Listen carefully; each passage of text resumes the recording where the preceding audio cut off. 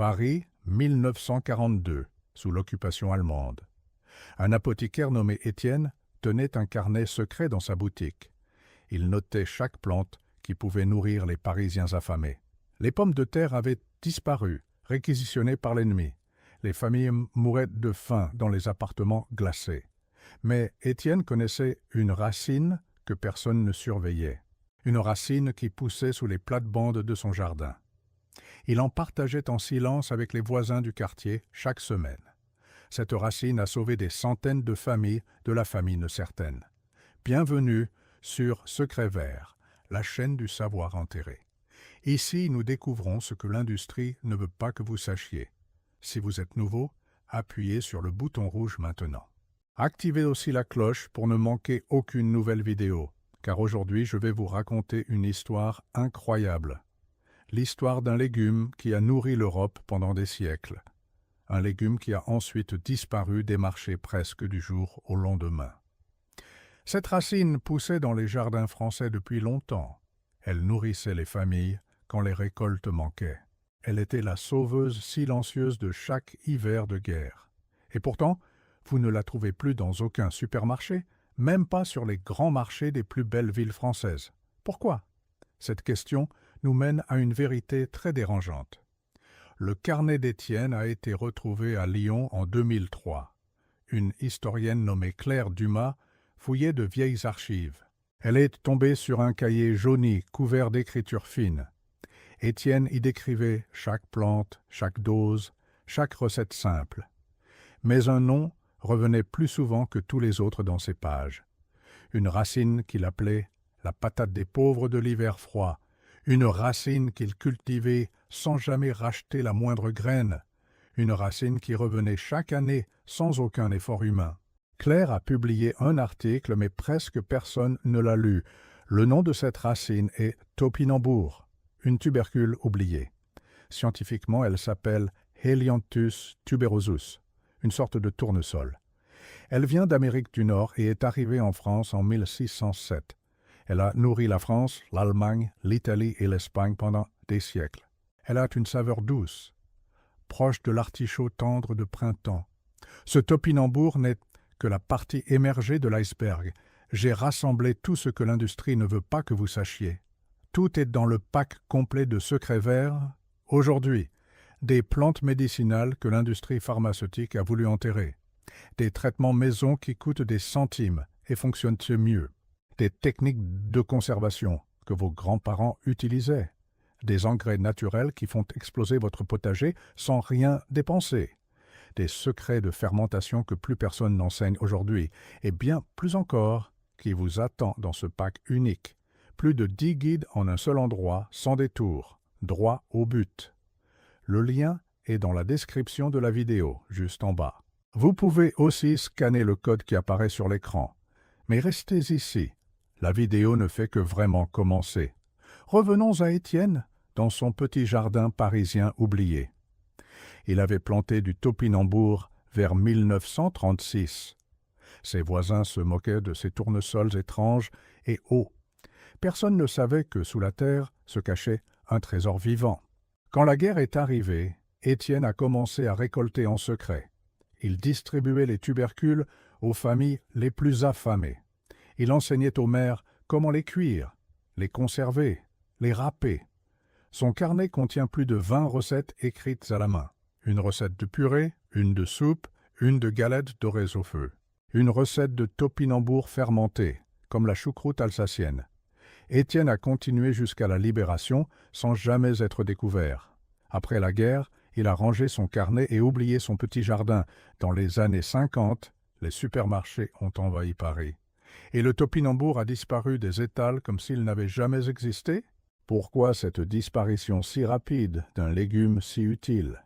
La réponse est plus sombre que vous ne pouvez l'imaginer maintenant. Le topinambour pose un gros problème à l'industrie alimentaire. Sa peau est très fine et s'abîme vite après la récolte. Il ne supporte pas les longs transports en camions frigorifiques. Il ne peut pas être lavé facilement par les machines industrielles. Il n'a pas de forme régulière et les supermarchés détestent ça. Impossible à standardiser, à emballer, à vendre en grande quantité. Et il y a un autre détail que l'industrie préfère ne pas dire. Le topinambour ne demande jamais de nouvelles graines chaque année. Vous le plantez une seule fois et il revient pendant 20 ans. 20 ans sans acheter la moindre semence, sans aucune dépendance. Savez-vous combien l'industrie semencière perdrait chaque année? Des milliards d'euros si chaque famille en plantait dans son jardin. C'est pour cela qu'il a été retiré des foires agricoles officielles. C'est pour cela qu'il a été effacé des livres de cuisine moderne. C'est pour cela que nos grands-parents ont cessé de l'enseigner. Le topinambour a été enterré, mais pas par hasard ni par oubli. Il a été enterré parce qu'il était trop bon pour le système actuel, trop bon marché, trop durable, trop facile à cultiver chez soi et trop nourrissant pour une industrie qui vend des compléments chers. Dans le prochain bloc, je vais vous montrer comment le planter. Quel espace il faut quand le semer, comment le récolter sans peine.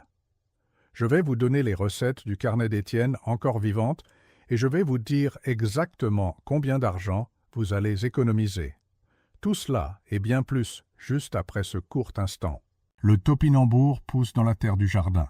La terre est sombre sous la lumière du matin. Une main tient un tubercule au-dessus du sol. Le tubercule est clair et petit dans la main. Le jardin reste calme autour de la parcelle. La main pose le tubercule dans un trou. La terre tombe doucement sur le tubercule. La main ferme le trou avec la terre. La main tasse le sol avec douceur. Un arrosoir verse un peu d'eau sur la terre. Le tubercule reste caché sous le sol. Le jardin reste le même. Toujours la terre, toujours la main, toujours le tubercule, toujours la petite parcelle du jardin. Quelques jours passent dans le même coin. Une jeune pousse sort de la terre. La pousse monte vers la lumière du ciel. La pousse grandit jour après jour. La terre reste sombre autour de la tige. La plante devient plus haute avec le temps. Les feuilles grandissent dans la lumière. La plante ressemble bientôt à un grand tournesol. Des fleurs jaunes apparaissent en été. Les fleurs bougent doucement dans le vent. Sous la terre, les tubercules se forment. Ils restent cachés dans la terre fraîche.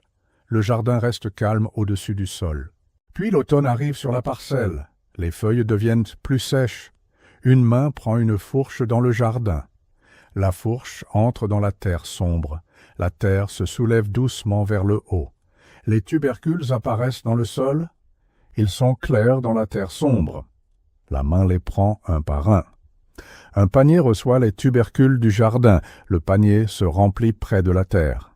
La main continue à ramasser les tubercules. Toujours la terre, toujours la main, toujours le panier, toujours les tubercules du jardin. Mais tous les tubercules ne sortent pas du sol. De petits morceaux restent dans la terre. Ils passent l'hiver sous la terre sombre, puis ils reviennent au printemps suivant. La plante revient dans la même parcelle. Elle revient dans la même terre du jardin. On plante une fois, et la terre redonne pendant 20 ans. 20 ans dans le même petit coin. 20 ans avec la même main, sur la même terre. La main tient un tubercule propre du jardin. Le tubercule est clair dans la paume ouverte. Ce petit tubercule est un vrai trésor. Il contient du fer, comme une viande rouge.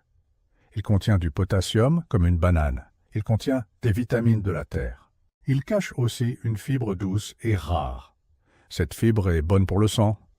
Une pharmacie la vend 20 € en boîte, mais la main la tient gratuite ici. Le trésor est dans la terre du jardin. La main coupe le tubercule en tranches. On peut le manger cru dans la cuisine, on peut le cuire sur un feu simple, on peut le garder pour les jours froids. Mais tout commence dans la terre du jardin. Un panier reste plein près de la terre. 1 kilo coûte 8 € en magasin, une plante donne 3 kilos par saison, 10 plantes donnent 30 kilos par an. Cela fait des centaines d'euros chaque année. En 20 ans, cela fait des milliers d'euros. Des milliers d'euros depuis la terre du jardin. Depuis la main, depuis le tubercule, depuis le sol. La terre reste sombre devant la parcelle. Une autre main creusait cette terre autrefois. C'était une main à Paris, en temps de guerre.